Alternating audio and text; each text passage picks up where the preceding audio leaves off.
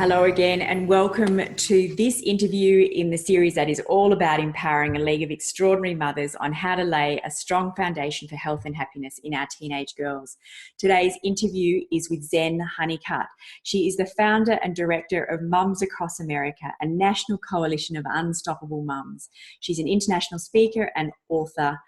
She is also the mother of 3 boys whose health issues improved when she avoided GMOs and related pesticides and switched to organic food. Like many mums across our planet, she started to question and ponder what the heck is happening to our health and the health of our kids. But unlike many of us, she has stepped up in a massive way. With a motto of empowered mums and healthy kids, I could not believe how lucky I was to get her as a speaker on this summit. Thank you so much, Zen, for being here. Oh, certainly my pleasure, Edwina. Thank you to all your viewers. It's such a joy to be here. So let's start with, what is the story behind Mums Across America? How did you come to be on this journey, Zen?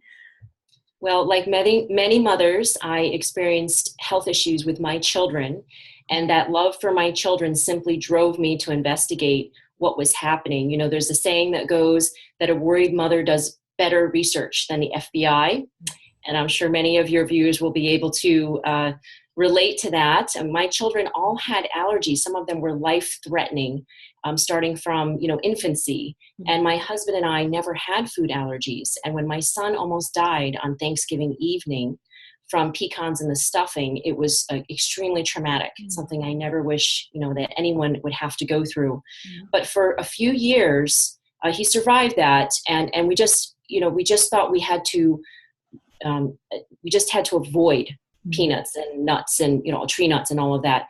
We were very resigned and very doubtful that anything could ever change. And so for years we did really nothing except for avoid nuts. But then one day my son said, "Mom, I wish all my allergies would go away." And I thought in my head, I said to him, "Yeah, me too, buddy." But I thought in my head, that's never going to happen. And then I heard myself, what was going on in my head. And I said, wait a second, that is resigned and doubtful. That is not empowering. And that's not what I'm committed to. I'm committed to my children being empowered. And so I thought, what if we could do something about this? And what if we could see this as an opportunity? And so I asked him, "Ben, would you like to, say, eat a slice of pizza one day a year from now?" And because he was allergic to gluten and carrageenan and nuts and all kinds of allergies by then. And he said, yes. And I said, well, then would you do whatever it takes? Would you drink green smoothies or go to alternative doctors, whatever it takes? And he said, yes. And I shook his hand and I said, then I promise you, you will get better. And that was scary because I didn't know how. But I did know that if I put myself on the line and if I created partnership with him and we had a promise that together we would do things that we never otherwise would have done. And that partnership and that promise just carried us through. I researched, I found out about GMOs and toxins in the food supply, which blew my mind. I felt completely betrayed, very upset. But we turned that anger and frustration into action. And within 4 months, my son's allergies were dramatically better by going GMO free. And then after we found out about glyphosate and toxins, which we'll talk about more, we went completely organic for about a year or two. And then we tested him again, and his allergies had gone from a 19 down to a 0.2. And he no longer has life-threatening allergies. So I have peace of mind. He has confidence. And during that time, I began to get active about GMOs and started to work on the Prop 65 labeling initiative with many other people. And when that failed, I asked myself, what could I do to raise awareness with as many people as possible in the shortest amount of time? Because I had seen the health changes in my son. I had seen not only his attitude improve and his skin improve and his overall learning ability improve, but I knew that our relationship and our confidence and our happiness in life had improved. And I wanted that for everybody. Yeah. So I asked myself, how can we reach as many people as possible in the shortest amount of time? And I thought of 4th of July parades.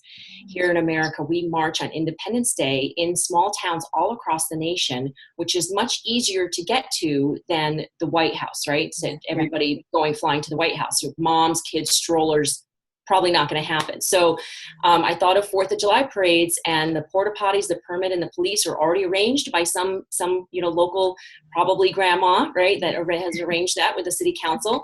And so we just need to join in. We just red, white, and blue and join in, and big banner that says Moms Across America March to Label GMOs, and raise awareness. Have people ask, hey, honey, what's a GMO? And that would, all that needs to happen is for that question to come up. What is a GMO? And from there, it just started rolling. We had a reach on Facebook in 3 months of over 300,000 a week. We now reach 1.5 million a month just on Facebook alone. We're reaching hundreds of millions more through documentaries and series, and some TV and radio and podcasts and wonderful series like you're doing right now.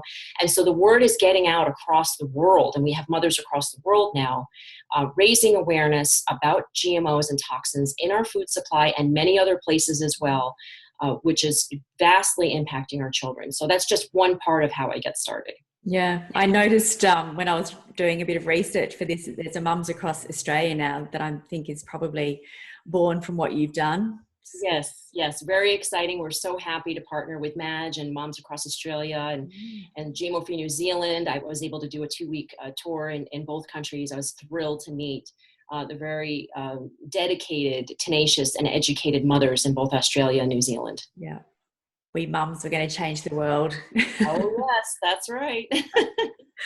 So let's go back to those basics, because it's easy to throw around terms like GMOs, but some people, probably have an idea but don't really have an understanding. And I think that's a great place to start. Sure. Well, thank you very much for the opportunity to explain it. Yeah. GMO stands for genetically modified organism. Yeah. And so that could mean a plant or an animal. Mm-hmm. And right now, the term GMO predominantly means that DNA from one species has been transferred into another species. But there are many GMOs where they're editing out new ones as well, where they're just editing out a gene, which is causing mutations as well. And there's GMOs which are engineered to either have a pesticide built right in, so when the bug eats it, its stomach explodes, or to be resistant to herbicides, so the farmers can spray the crops and the weeds die, but the crop does not.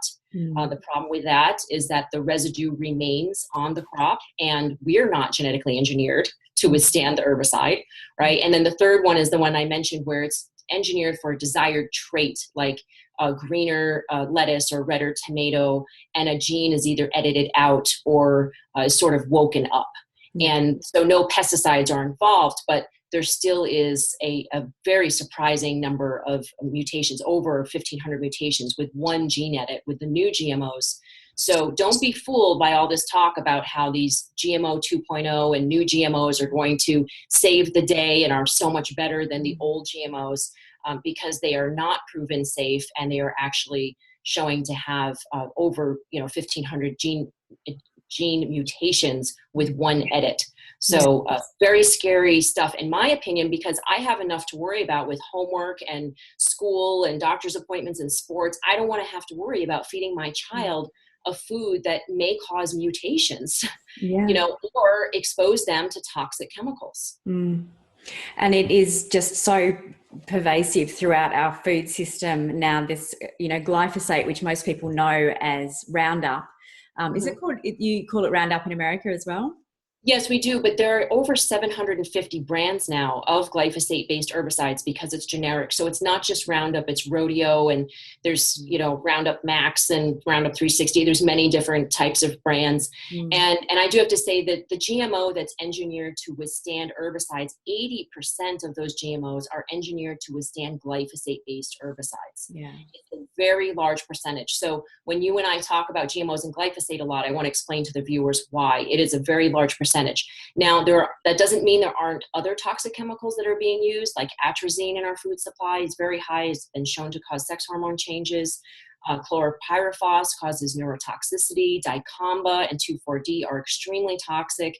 And because glyphosate-based herbicides are creating a weed resistance, or weeds are creating themselves to be resistant to glyphosate-based herbicides, the farmers are being encouraged by companies like Monsanto and Dow and DuPont and Syngenta to use toxic herbicides like 2,4-D and dicamba on a broader scale. And that is extremely concerning because not only are they toxic, but they cause harmful crop damage. So it's a great danger to farmers as well. Yeah. Throughout this summit, we've had many people talk about gut health and the critical importance of gut health to our physical and mental well-being. And, when they sold Roundup to us, certainly in Australia, it was very strongly contested or uncontested that it has no effect on our human genes. But then they did this, human genome project where they worked out that we've got like 24,000 human genes, but between 2 and 20 million microbial genes, the bacterial genes that glyphosate does affect. And this is the link, isn't it, in why it's causing such enormous damage to our health now. Yes, this is really fascinating new science that I'm thrilled is being exposed through many wonderful doctors and scientists. We didn't know this, that phrase, like go with your gut or trust your gut instincts. It's so important. What we're learning is that the bacteria in the gut, some say good bacteria and bad bacteria, but really is just a variety of bacteria that all have an important role. But that balance of the gut bacteria is being destroyed by glyphosate, which is on our food. And those residues do not dry off, they do not cook off, and they do not wash off. We are ingesting glyphosate in our foods, predominantly in conventional foods, very small contaminations in organic foods, and in some cases, not in all cases, because it's so prevalent. It's contaminating so much of our food supply now. But in conventional foods, if you're not eating organic, basically, you are poisoning yourself with glyphosate-based herbicides and your family. And what happens is that the glyphosate goes into the gut, obviously, when you eat it on the food or sometimes in water as well, or beverages. And it has been shown to destroy the beneficial gut bacteria and allow for the proliferation of the pathogenic gut bacteria. And this is dangerous in many different reasons. Number one, the beneficial gut bacteria is the home of the immune system. It's also the home of serotonin and melatonin and tryptophan and guaranine, essential hormones to feel satiated, to feel happy, to be able to get sleep, to balance oneself in mood and perhaps not get bipolar disorder or, consider acts of violence. I mean, the gut is really very important for balance, for mood. And, a teenage daughter is going through a lot of mood swings, and we want to not, exacerbate that as much as possible. So the mood is very much connected to what's going on in the gut. In addition, when the pathogenic gut bacteria is being proliferated or allowed to proliferate, such as Salmonella and E. coli contributes to UTIs, which are extremely painful for any woman at any age. They also, on the outer walls of the pathogenic gut bacteria, have something called lipopolysaccharides, and their job is to alert the vagus nerve in the gut to tell the brain to go on attack. So the immunoglia cells in the brain go on attack because, it's bad guys attack, and they create glutamate, which doctors like Dr. Matthew Buckley has explained. Glutamate is an excitotoxin which can inflame the brain neurons and cause them to die. And this could be why all of a sudden many young people are suddenly developing tics or stammers or lack of eye contact, basically autism symptoms, and can be contributing to Alzheimer's or dementia, memory loss problems. And this is very scary indeed because, messing with the brain messes with everything, with our relationships, our learning, our performance. It is so important. So glyphosate is harmful in many ways. I have to add, not just in this way where it destroys the gut bacteria, but it's a chelator as well. And a chelator means that it holds or makes unavailable the vital nutrients of any living thing it touches. Yeah. Now, this essentially means it gives the plant AIDS. It gives it an immune system problem so that the normally harmless bacteria in the soil can kill it.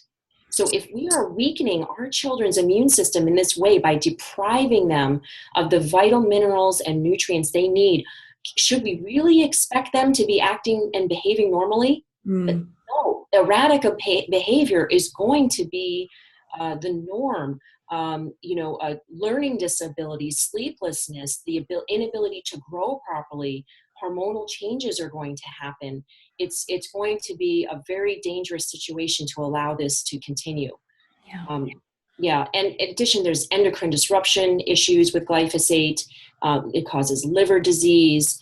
It causes, and I can easily say there's a study to prove that it causes non-alcoholic fatty liver disease. And we're seeing that in America in children as young as 8 years old. And the studies show now that 1 out of 10 Americans now have some form of liver disease. Yeah. So it's very, very scary what's happening with the exposure to glyphosate. Yeah.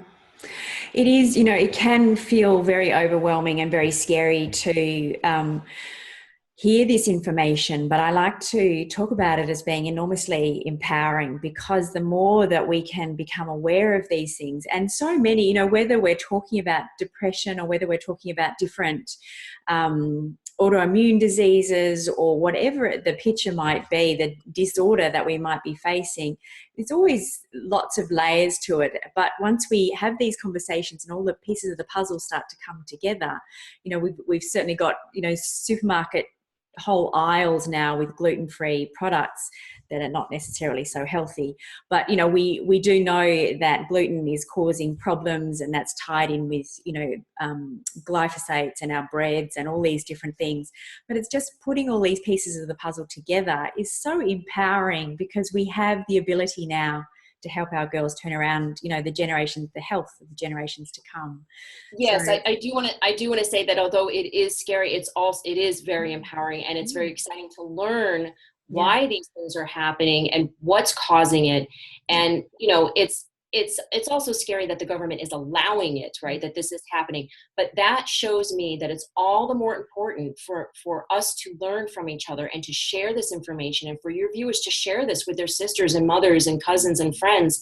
Because once we learn this information, we can do something about it, and we can speak up and say, listen, we don't want these chemicals sprayed on our food anymore. We don't want our neighbors to use them in our backyards anymore. Roundup, it's a common weed killer used in backyard gardens. It's in America. I don't know if it's done this way there, but they spray it on our streets and sidewalks. They drive through with trucks and spray it on streets and sidewalks to prevent weeds from growing in our neighborhoods. I've gotten that stopped in my neighborhood.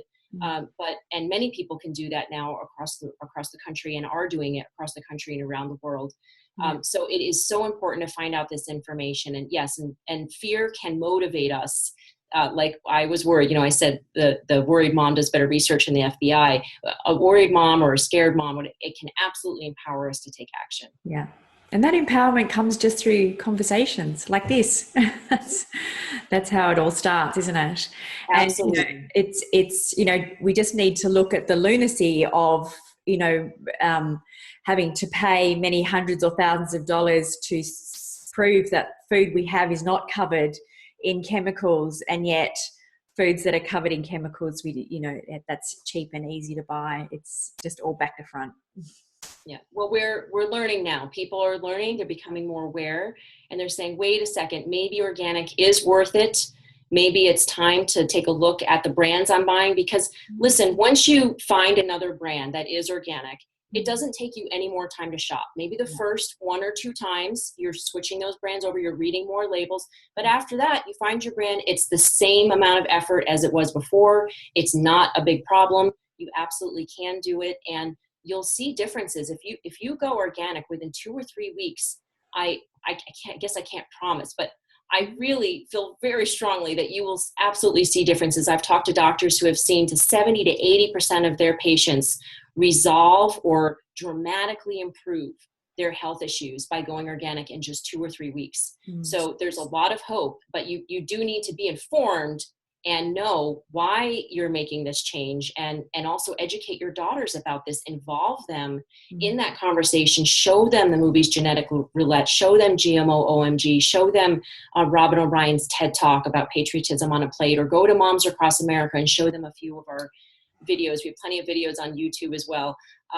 Let them learn for themselves, because when it's their choice and they see the difference in how they feel between eating organic and eating conventional food that's been sprayed with toxic chemicals or contains GMOs, they will make that choice on their own, and you will both have peace of mind. Yeah. And who wouldn't want to, get rid of all those food allergies? And the story of your son that's amazing. We have certainly all these, nut bans and different foods that are completely banned across whole schools now because of the rising levels of food allergies, life-threatening food allergies in Australia. Yes, I've been there, and I've actually seen on the wall the pictures of the children that the caregivers need to be able to refer to with their EpiPens on the wall. And in one school, I believe it was probably close to 36 children, out of maybe 300 or something like that. That's a very high percentage. And it's the same, if not worse, here in America. And, I really want to address this. I want people to consider that it's not that that food type itself, like wheat or nuts, are bad.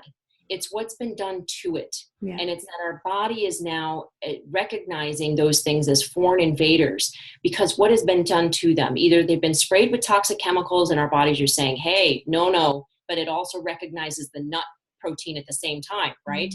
And so it says no to both of them. Or it's that the food has been genetically modified and our bodies are not, our children's bodies are not wanting to have those foreign proteins. The other thing I want to mention about gluten is that, wheat has been eaten for thousands of years by human beings. And, but what has not been eaten by thousands of years is gliadin, which is a modern protein in wheat. And that modern protein has been shown to be like nicotine in cigarettes, like it makes people want more. And also it's one of the proteins that most people are intolerant to. Like I myself am only intolerant to gliadin in gluten products, not the other, not the other proteins. So if I eat ancient grains, I'm fine. And if I eat organic ancient grains, I'm especially fine because they haven't been sprayed with glyphosate and other toxic chemicals. So I would urge people who are gluten intolerant to consider first switching to organic ancient grains. Yeah. They're healthier, they have more nutrients, they're the original heirloom seeds. They're the way bread was, back when Jesus was around, and fermented bread was the way, like sourdough bread. I would urge you to consider that switch first because gluten-free food has been found to have glyphosate levels as well. One of the major components is chickpeas. And garbanzo beans have been found to be very high in glyphosate. They spray it as a drying agent on garbanzo beans, on oats, on wheat, on peas, legumes. Sugar is sprayed with glyphosate as a drying agent. So there's many crops that are allowed to have glyphosate levels that are much higher. For instance, say 30 parts per million of glyphosate, when only 0.1 parts per million of glyphosate has been proven to destroy gut bacteria. Yeah, right. So, right. Sorry. That's okay. So it's very important to switch to organic, especially with grains. Yeah. And, just to clarify that point on ancient grains with wheat, there's, wheats have been modified. So the ancient wheat grains are emmer wheat and, I've just gone blank. What's kamut and einkorn. Einkorn, that's what I was trying to think of. Yes, spelt is an ancient grain. Yeah. So there are many different types of ancient grains, and most breads will say, made with ancient grains. So they're available and they're out there and they're delicious. Yeah, they're great. So we don't have to give up bread for all the people that go into. Most people, I have to say, not people with celiac disease. Yeah. It's not going to work, but with just with intolerances, you can. Yeah. So we've focused a lot on food, but we know that glyphosate, it's not just in our food supply. There's other things that we need to be aware of. It's certainly sprayed very heavily on our cotton crops. I think is cotton one of the most highly sprayed. Yes, yes. And unfortunately, I have to say that glyphosate testing has shown that glyphosate is in many different things. And just to give you a little bit of a background on that, when my son had a sudden onset of autism symptoms, my doctor, who was an autism doctor, because we liked his spaced out vaccine schedule, he said, let's test him for fungus and bacteria in his urine. And I said, why? And he said, because fungus and bacteria can often lead to inflammation in the brain. which can cause behavioral issues. And I was like, wait a second, that's what glyphosate does. He tested very high for Clostridia and fungus. My doctor says he has holes in his small intestines. He has leaky gut, and it's dysbiosis. And he said most children in America have this now. They just don't have a mother that's testing them for it. And so this is another reason why I'm very intent on getting the word out about testing.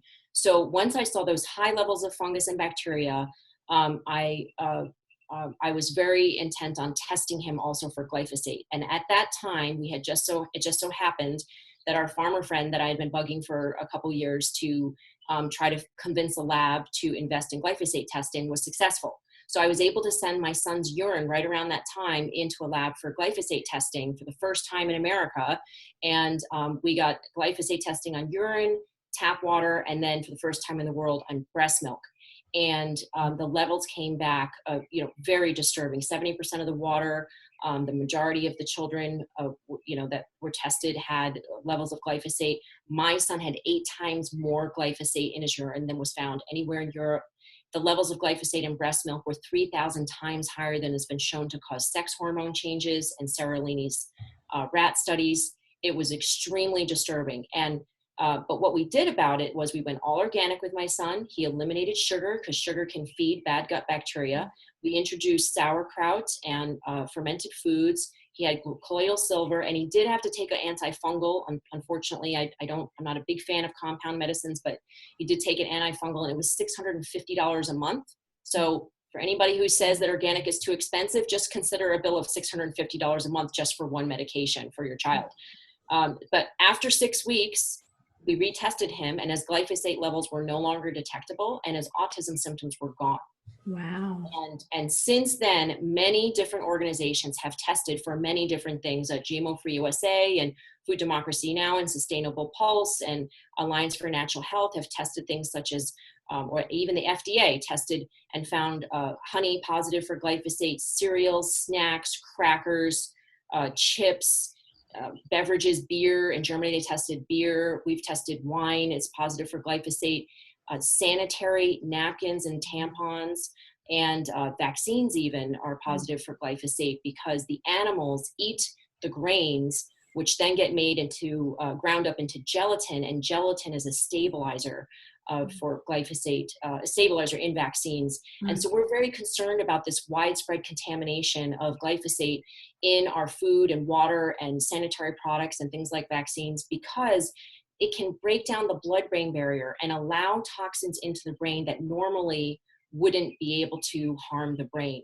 Yes. So we are very concerned about many different health issues, including behavioral and learning issues and autism symptoms because of the impact of toxins that our children are experiencing. Gosh, it's just, so many of these things that have been part of our culture for sometimes hundreds of years, sometimes thousands of years. And now we're seeing this escalation so quickly, it can't possibly be genetics, so quickly. And it's, now piecing together what's actually behind that as something like glyphosate and, Roundups that we, have used so prolifically in our backyard, believing that they're safe. Certainly on our sporting fields where our kids play, all these different places, and it's coming in through so many different ways. It's really interesting to now sort of be piecing that puzzle together and understanding what might be behind some of this. Yeah, it's disturbing to consider all of those different factors, but once you're like, wait a second, maybe organic pads and tampons are very important to invest in for my teenage daughter, because I don't want that endocrine disruptor anywhere near her reproductive organs. Yeah. It's been shown to cause larger size of uterus in rats and pigs. It may be connected even to the fibroids and all the different cysts and things that are happening there. It is very important to consider the endocrine disruption. What that means is it can halt or harm the development of a fetus and change sex hormones. And the other thing that I want to address is that when a teenager is going through sex hormone changes anyway, through going through puberty, when you start messing with that and throwing it off, I'm very suspect of it contributing to transgender issues and confusion. that's going on with sexual identity. And I'm not saying it's causing it, but I'm very concerned about it, especially when you see things like atrazine has caused male frogs to mate with each other. You know, there must be something going on with the endocrine disruption there. And my biggest concern about that is not that it's that transgender issues, it's that the 50% of transgender teenagers attempt suicide. The depression is that is just unacceptable to me, that any child of any gender or would feel that depressed about themselves that they would attempt their life, because their life is precious and our children are precious. And this type of tragedy should not be happening. And so I'm very concerned about plastics, endocrine disruptors, the exposure of these toxic chemicals to our children, especially near the reproductive organs, especially, you know, in their blood, in their bodies. We need to really pay attention to this and detox our children and eliminate the exposure of these toxic chemicals and replenish their bodies with trace minerals and vitamins that are not only depleted in the food supply because of the chemical farming, but is being chelated out of their bodies because of the effects of glyphosate. So there's a couple of things to do, but once you start doing them within 2 or 3 weeks, you know, removing the toxins from the body and exposure, replenishing the body with the minerals, detoxing, you know, these types of things, eating fermented foods if you can, organic yogurt, organic miso, sauerkraut, things like that. You really can start to protect and restore the environment in the gut. And I believe you're going to see a healthier, happier teenage daughter. Yeah. Yeah. And an empowered one that gets to, you know, make decisions about her future and the future of her children and so on. Yes, that was the biggest factor for me in learning about GMOs and glyphosate, was when I saw a study that said that the 3rd generation of rats that were eating glyphosate were no longer able to reproduce. I thought, you know what, this has got to stop. We have got to transform the food industry, because I want my sons to be able to procreate someday. Yeah. And I want I want all the, you know, their future spouses to be able to procreate. So that means it's not enough for my family to eat organic. This is a community issue. I want all of the young women out there to be able to be healthy, to be able to procreate if they would like to, for my sons to be able, and for them to be able to experience the profound love that it is to have one's own child.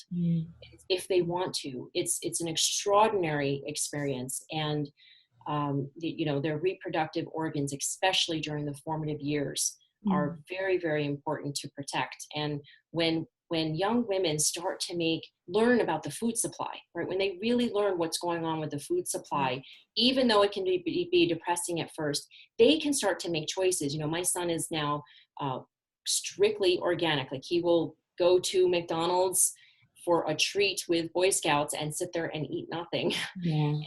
And he's also vegan now, and that's his choice. And he's being very vigilant about it. And he's very strong and healthy and confident.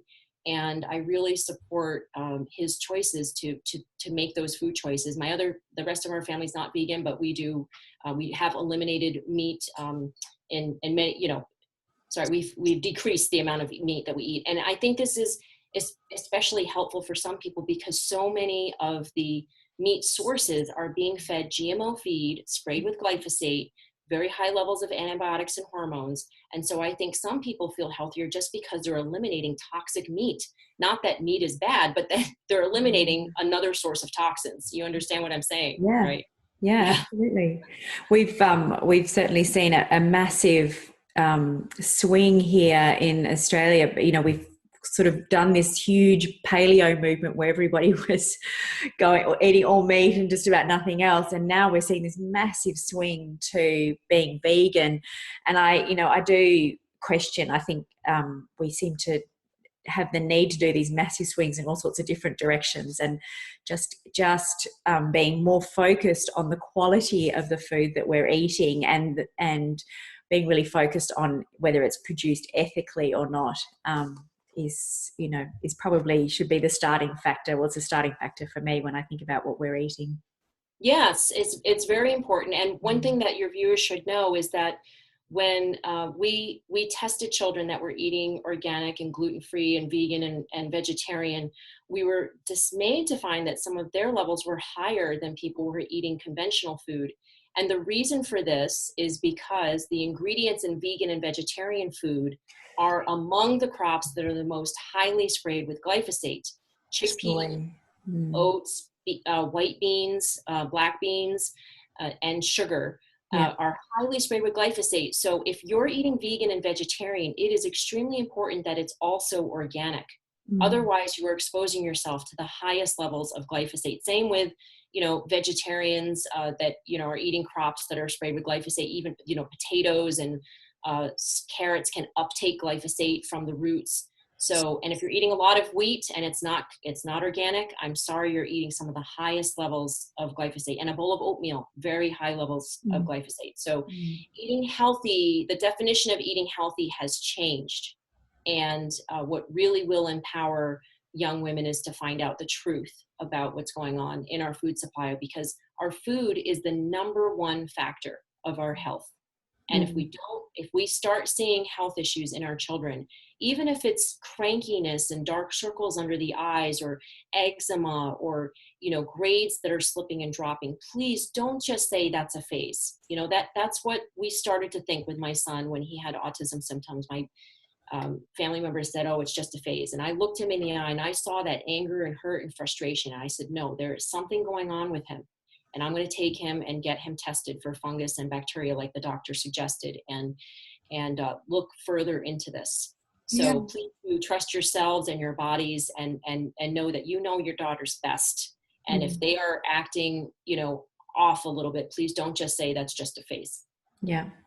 I think because of the rise in ill health, we have normalized so many things, whether it's recurring headaches or whether it's insomnia or whether it's eczema, or we've normalized these things as just, I've got it, so I've just got to manage it, rather than looking behind and looking for causes and cures.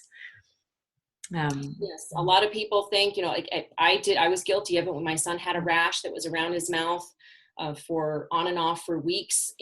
First thing I thought was, let's put a cream on it and hope it goes away. And that's what doctors usually say. Let's slap a cream on it, hope it goes away. And, we'll see you later some other time. Well, it hurt. It didn't work. And it was just a treatment of a symptom. It was not a solution to the cause. So I encourage people to continue to look for the cause. Now, everybody has different things going on with their gut. For some people, I remember in Australia, I met for the first time some women that talked about FODMAPs and different, foods that they can't eat, which meant they couldn't eat garlic and fermented foods like cabbages and onions. And I was like, whoa, it's a whole nother realm now, of food allergies.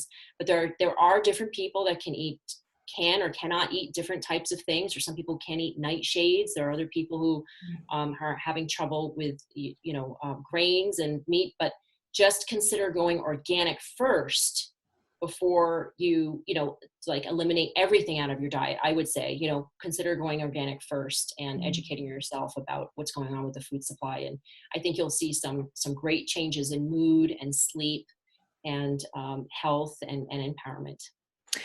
I know there's going to be lots of mums that might feel overwhelmed with the idea of switching everything to organic immediately. So to do it in a slower, progressive, step by step, what are the most highly sprayed crops that perhaps we could start with substituting for organic?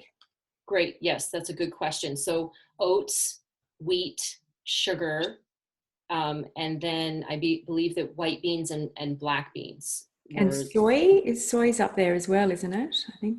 Well, the residues on soy were not as high as we expected. Even corn, soy and corn, they were not as high as they expected. I believe because they have husks and shells and, things like that.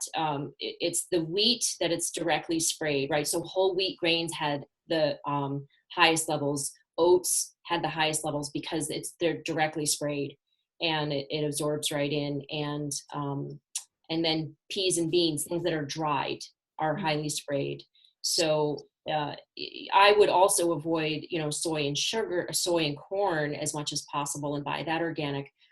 But soy and corn are also in so many products, it's extremely difficult. I would really start with switch out that oatmeal, because, you know, that's something that a lot of people have for breakfast every day, or, you know, many days, and switch out that bread. That is so important, to switch out your bread to organic. Yeah. And dairy, like eggs, have been found to be high in glyphosate. And I'm guessing that dairy is as well. We're just having detectability problems with milk because of the proteins and the fats. So I would also personally switch out, you know, your dairy, any dairy that you're having for with organic. But you take it one step at a time. Mm-hmm. And if you can't eliminate everything, you know, that you suspect, I would please at least introduce sauerkraut. Or raw organic sauerkraut has 1 trillion good bacteria in 1 tablespoon. That is something you can do. There's a great website with this woman called Donna Schwenk. It's called Cultured Food Life. And she's one of the happiest people I met. And I swear it's because she's taking care of her gut bacteria. And she eats fermented foods or cultured foods every day. And she makes kefir water and kombucha and kefir cheese and all kinds of fermented vegetables. And it's just a great resource for a website to learn how to start making fermented food that's very inexpensive and can really benefit you in many ways. So rather, if you're really on a budget, I mean, buying a head of cabbage and learning how to make sauerkraut is way cheaper than, you know, perhaps switching out everything in your pantry right away. But you can start with that. Yeah. And with fruit and vegetables as well, that's, you know, just looking for things that have got a thicker skin on them, that are, you know, like avocados and bananas and oranges are probably a safer bet than things like carrots and things that are grown in the soil. Yes, the strawberries and apples were shown to have some of the highest numbers of pesticides, like 52 different varieties of pesticides. And the reason why that's, you know, important to avoid is not just because of the sheer numbers, but because the combination of those pesticides has never been tested. And the same thing with glyphosate-based herbicides. The safety studies, when people say, oh, it's as safe as table salt, this is safe and that is safe. Well, the glyphosate's never used alone. So there may be safety studies just on glyphosate by the industry, by the way. That's a very limited study, and they may have thrown out dead rats, for example, which is being reported by EPA whistleblowers. But the overall formulation, which is how it's used on our food, glyphosate is never used alone. It's used with co-formulants. Those final formulations have never been proven safe. I've personally been to the EPA and I've asked them, do you have any final formulation studies with long-term animal studies with blood analysis on the final formulations of Roundup? And they said, how many, you know, which one? There's many of them. I said, any of them. And they said, no, not that we're aware of. So anybody that's going to tell you, any farmer, any health officer that's going to tell you that glyphosate is safe or that small amount is safe is completely speaking from an unfounded scientific basis. It's completely unfounded. And to address the amount, by the way, I want to say that 1 part per trillion was found to grow the cells of breast cancer in vitro. So that's a nano particle. It's a very, very tiny amount. So when we're talking finding 1.87 parts per million of glyphosate in oatmeal, you know, that's a much higher level, and we should be concerned about it. And we should be saying to our government and our policymakers that we want glyphosate banned. We do not want this contamination, and we don't want chemical farming altogether. We don't want toxic chemicals sprayed on our crops. We don't want them sprayed in our neighborhoods or our parks or our streets. Yeah. We want safe, non-toxic neighborhoods and states and counties and provinces. And it's time to have that. It's time for women and of all ages to stand up and say that we want a safe community. Yeah. and to eat food that's non-toxic. And, you know, I do so strongly believe that it is up to us mums to turn this around, because big corporation aren't doing it, and they're not going to do it unless we stand up and, you know, the power is in the money that we spend, and, you know, whether it's educating ourselves online. We've never had access to so much information in our lives as we do now, with everything that we can access on the internet. It's amazing. And, putting that pressure on, we want our, everything that we're consuming, whether it's bread, whether it's vaccines, we all want it to be as non-toxic and as healthy as possible. And it's up to us to speak up, step up, like you have, Zen. We moms buy 85% of the food. So who has the power? We do. Women make 90% of the household choices. So it's important to tell your daughters, listen, you have the future of the economy in your hands. Yeah. If we don't give them our money, these chemical corporations cannot poison us. They only have the power and money that they have right now because, unfortunately, we've been giving it to them. We've been buying GMO food for almost 20 years. I didn't know about it for the first 9 years of my son's life.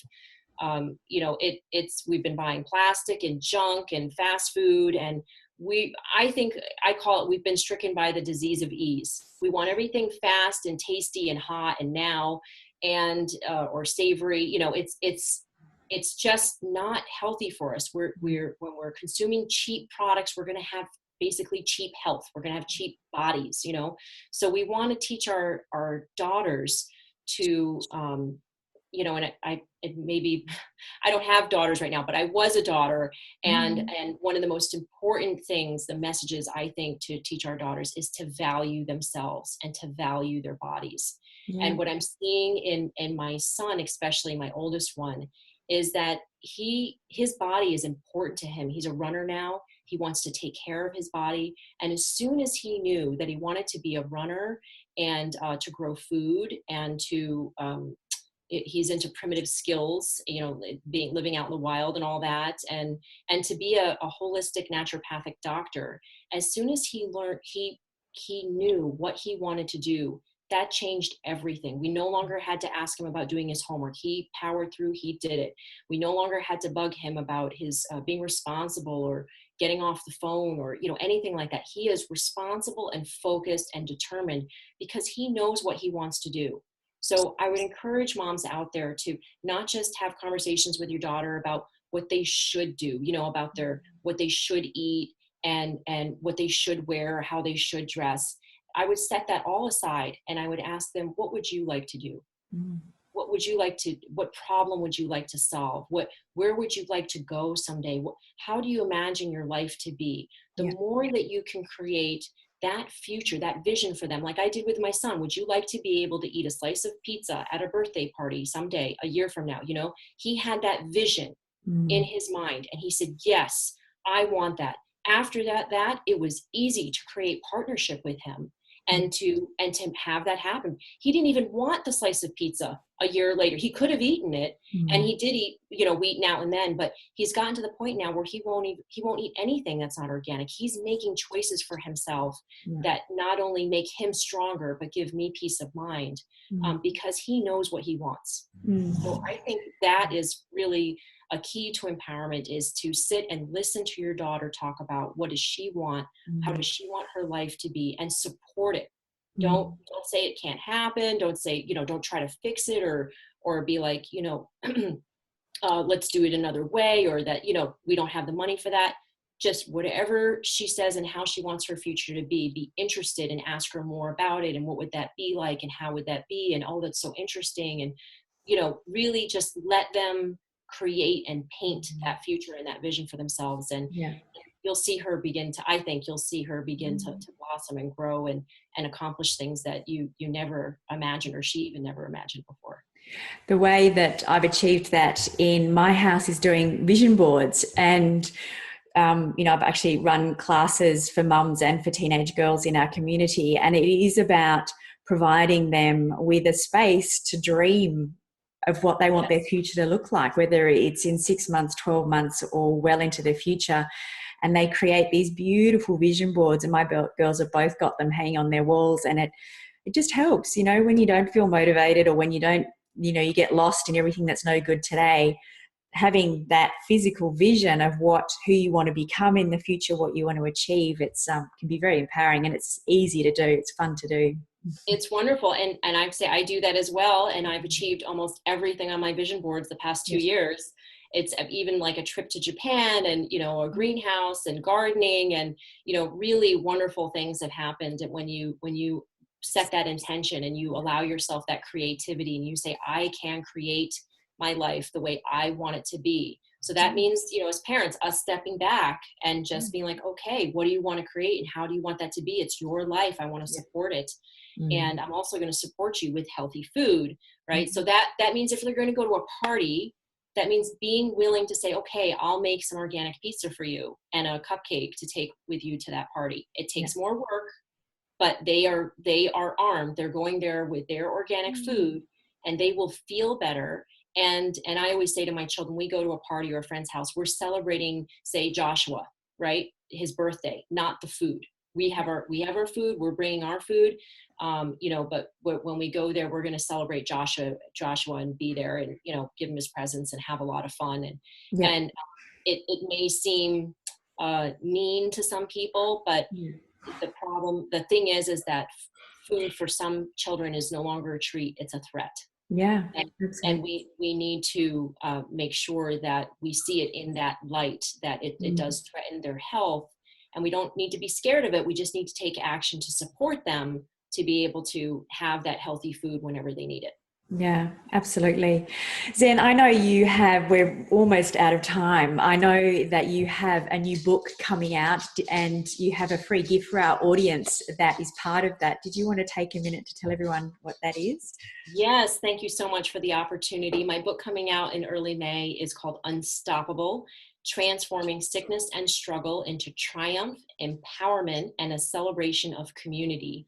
And I'm excited to offer a free download of a chapter called How to Talk About GMOs and Toxins, because so many of us struggle with talking to our family or our friends or perhaps even strangers, school principals or food directors or scoutmasters or whichever about GMOs and toxins. And we want to make that difference. We don't want to be rude about it. We don't want to be pushy. We don't want to seem weird. There's a lot of emotions that can come up because, that's Aunt Sarah's favorite casserole dish. She always makes that. Do you really want to mess with talking to her about that? But when we do, and it comes from love, we can be very effective. So I give you 5 tips on how to do that. And if you go to momsacrossamerica.org/book hyphen sign up, momsacrossamerica.org/book hyphen sign up, then you can get that free download of the chapter of my book. And I hope you'll support the book when it comes out in May. The majority of the proceeds go to Moms Across America.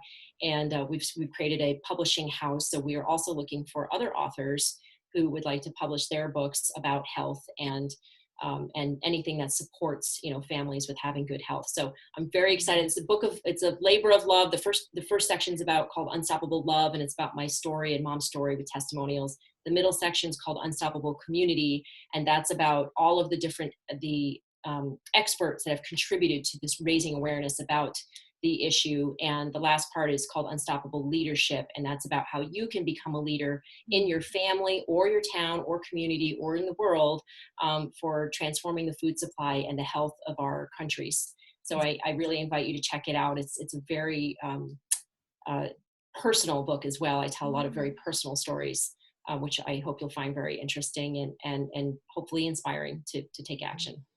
Zen, you are inspiring and you are an extraordinary example of an unstoppable mum. And thank you so much for the interview today. I feel very privileged to have had this opportunity. So thank you.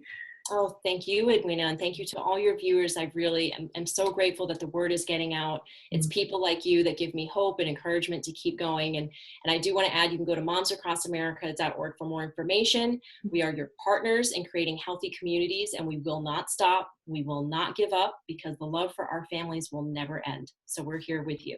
Perfect. Thank you. That's a perfect note to end on. Thank you so much. Bye.